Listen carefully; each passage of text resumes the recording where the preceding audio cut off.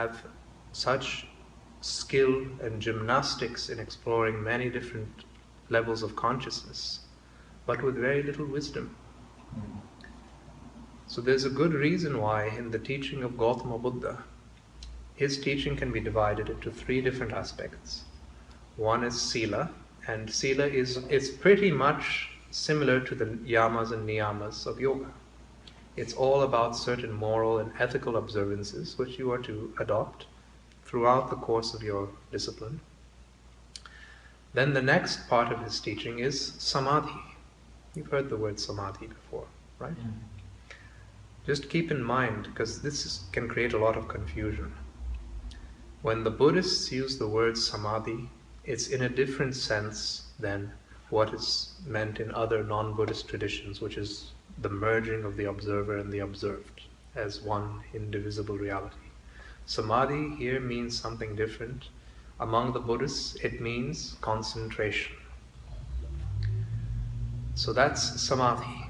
And through developing the power of concentration, you can have this quietness and calmness of the mind, which can then be used as a tool to access many different stages of consciousness. And then there's the final part of his teaching, which is Prajna. And Prajna means something like intuitive wisdom. So, just for you to enter into many different states of consciousness, that is not going to offer a solution to the problems of human suffering. So this is why part of the teaching of Gautama Buddha was that these two things have to be in equilibrium with each other. Samadhi has to be balanced with prajna, with intuitive wisdom. And this intuitive wisdom happens on multiple different levels. One is intuitive wisdom as to, for example, the nature of the fact that everything in your life is impermanent. See, if it was instinctive for you to know that, wouldn't it be that non-attachment would become a natural expression of your life? If it was as instinctive as your breath or the bloodstream that's moving through your body, your intelligence simply resists to become attached. That's what I mean by it's a very intimate kind of knowledge. So intimate in such a way that you cannot even say that there's me and then there's the teaching. You and the teaching have become one. You are the teaching.